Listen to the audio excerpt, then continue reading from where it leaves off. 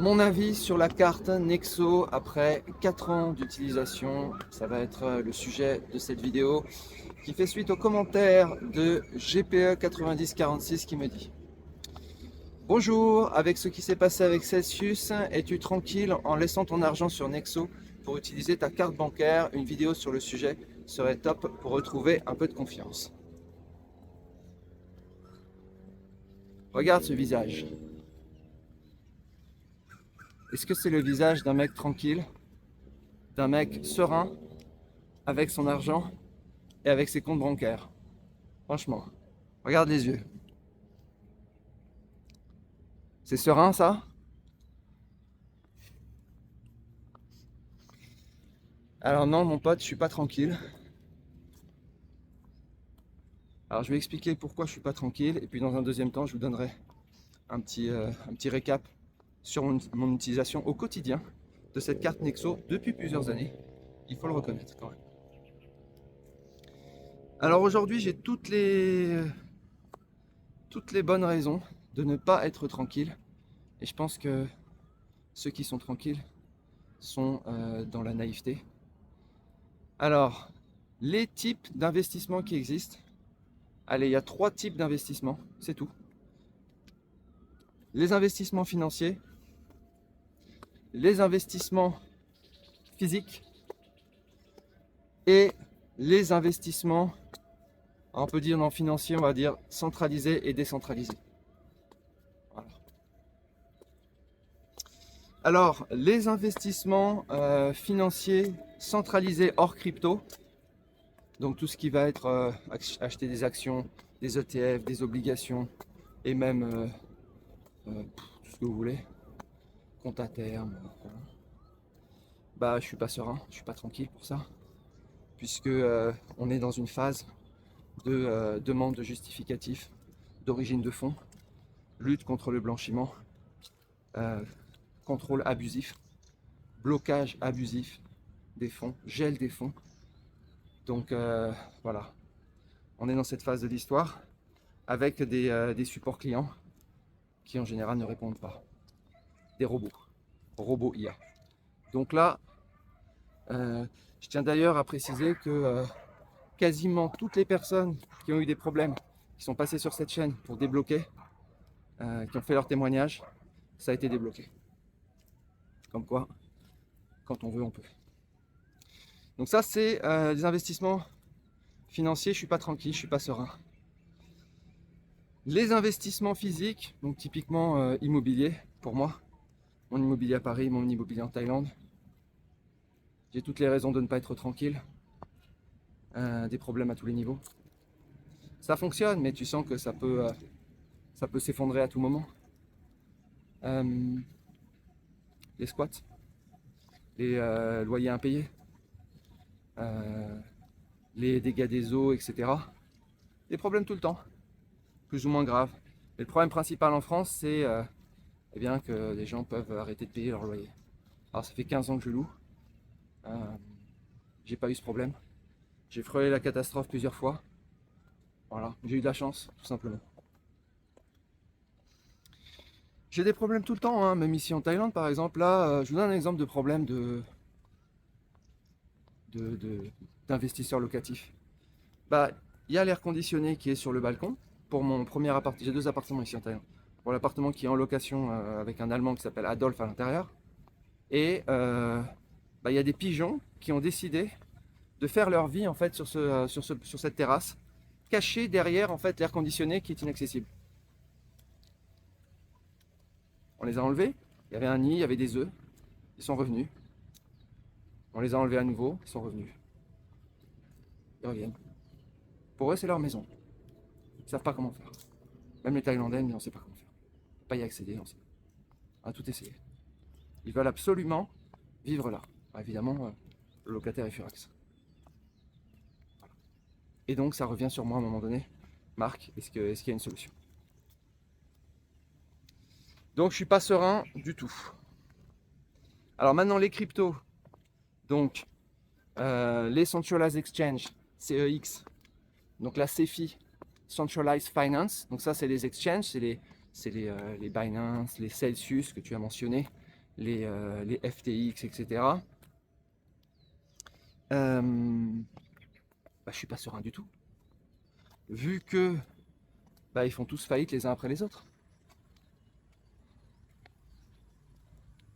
FTX, Voyageur Digital, BlockFi, Celsius, Three Arrows Capital. Et ça, c'est ceux qui sont les plus connus.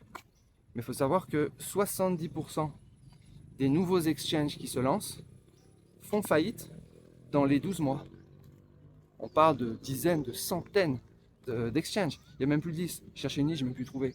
Il y a des années, j'avais trouvé, il n'y a même plus de 10. Il y a tellement de faillites ou d'arrêt d'activité. Hein. Quand ils arrêtent l'activité, ton argent il appartient à l'exchange. Donc évidemment que je ne suis pas serein. Et Nexo, bah, c'est aussi un exchange. Donc l'argent que j'ai dessus, évidemment, je le considère comme perdu. Comme il a été comme sur FTX, comme sur Celsius, etc. Pour moi, en fait, s'il n'y a pas de changement de régulation, s'il n'y a pas de nouvelles de traçabilité, si on est toujours dans une opacité totale, s'il n'y a pas de... Enfin voilà, ça ne peut que continuer comme ça. Voilà. Mais sachant ça, je vais te dire pourquoi je continue à encore utiliser Nexo. Donc, c'est un véritable cimetière, les exchanges. Donc évidemment, moi je fais plus par exemple de staking. J'étais un gars qui faisait du staking sur du Binance. Zéro, j'ai tout sorti. J'ai eu la chance de ne pas m'être fait éclater. Ma plus grosse perte, ça a été l'UST Luna. Okay, où j'ai perdu, je faisais du staking à plus de 20%. Et puis voilà, j'ai perdu, c'est pas énorme parce que je savais que c'est pas 20%, au-delà de 20%, je crois que c'est même au-delà de 20%. Tu sens bien que ça va péter un jour ou l'autre. Bon bah ça a pété, j'ai perdu, je pense, 3000 $, un truc comme ça.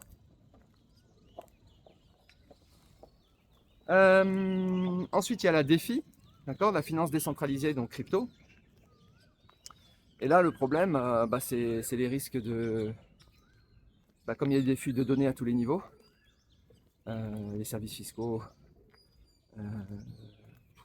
tout, les wallets, trust wallets, etc. J'ai référencé un petit peu de ça sur cette chaîne, et bon, c'est une cata totale. Ledger, évidemment. Et des gens aujourd'hui qui se font kidnapper, séquestrer et torturer, en particulier en France, mais partout dans le monde. Donc si c'est pour me faire éclater, torturer, non merci. Donc là non plus, je suis pas serein. Donc si tu veux, l'investissement, c'est dangereux. On n'a pas le choix, on ne peut pas ne pas investir. Il n'y a pas d'alternative. C'est-à-dire que tu es condamné, tu es obligé à affronter le danger. Danger en général, et c'est toi qui choisis ton danger. Le danger des investissements financiers, le danger des investissements physiques, le danger des investissements crypto. Tu choisis ton danger, tu choisis ta typologie de danger, et tu y vas. Comme un guerrier investisseur. C'est ça être investisseur aujourd'hui, en 2026. Alors la problématique que j'ai, donc pourquoi j'ai besoin d'une carte crypto? Parce qu'en fait j'en ai beaucoup moins aujourd'hui, j'en ai encore un petit peu, mais j'ai eu beaucoup de revenus business payés en crypto, payés en USDC, en ETH, etc. Donc sur la blockchain Mainnet, j'ai un petit pactole. Ok.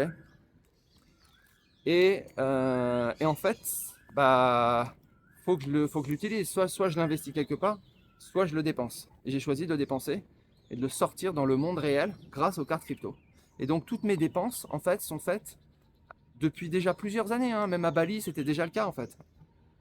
Bah, elles sont faites avec cette carte. Alors au début, il y avait la carte Binance. Je sortais comme ça. Et puis ensuite, Binance a arrêté ses activités.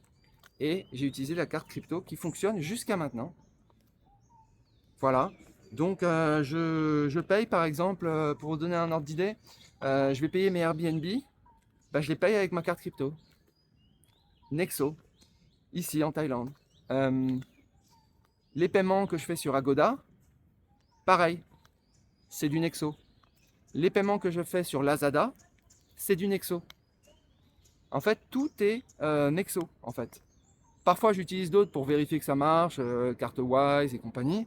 Mais en fait, Nexo, c'est celle que j'utilise le plus. Voilà, ça fonctionne bien. La validation, elle se fait sur l'application du smartphone Nexo. C'est-à-dire quand on demande veuillez valider machin, bah, c'est via l'application. Ça n'utilise pas en fait les SMS, donc ça fonctionne bien. J'ai pu contacter parfois le support parce que j'avais perdu un truc et tout. J'arrivais plus à accéder. Il y a un support humain chez Nexo. Ouais, faut préciser, hein, et ça fonctionne depuis des années, hein, Nexo. Hein. C'est à la base, il faisait du prêt-emprunt, tout ça, mais c'est comme un exchange. Voilà. Alors, ce que je pourrais faire aussi, c'est envoyer de MetaMask, donc mes ETH et mes USDC, vers Nexo, d'autres exchanges, et les sortir vers du Bitcoin. Ça, je pourrais le faire aussi. Mais le problème, c'est qu'en faisant ça, bah, en fait, je vais me faire kidnapper. Voilà. Et je ne sais pas si vous voyez, mais il y a quelques vidéos sur des kidnappings, tortures liées à l'actualité qui ont disparu de ma chaîne. Et j'ai été contraint de les faire disparaître. Parce que c'était dangereux pour les victimes et tout. Hein.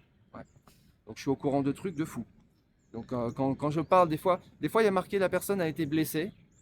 Vous savez, dans l'actualité, en réalité, c'est des cas de torture, mais innommables, qu'on ne peut même pas préciser ici. Et je vous parle de la France. Hein. La France qui est le pays, depuis donc 2026, le plus dangereux en termes d'enlèvement et de kidnapping liés aux crypto-monnaies. Puisqu'en fait, toutes les données de Ledger ont fuité. Je pense que ça vient de là. Mais pas seulement, hein, les données fiscales aussi. On a eu les données de Valsio aussi qui ont fuité. Des données fiscales. Hein.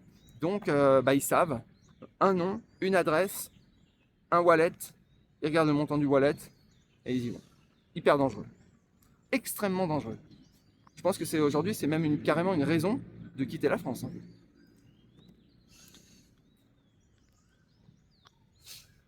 Voilà, donc globalement, hein, je suis très satisfait de cette carte. Voilà. J'ai pas de partenariat avec Nexo, rien du tout. Donc c'est un avis libre. J'étais très satisfait avant d'ailleurs de la carte Binance, faut le dire aussi. Elle fonctionne bien. Voilà, j'ai rien à dire. Bien sûr, cette carte, enfin les cartes crypto en général, sont autorisées en France en théorie.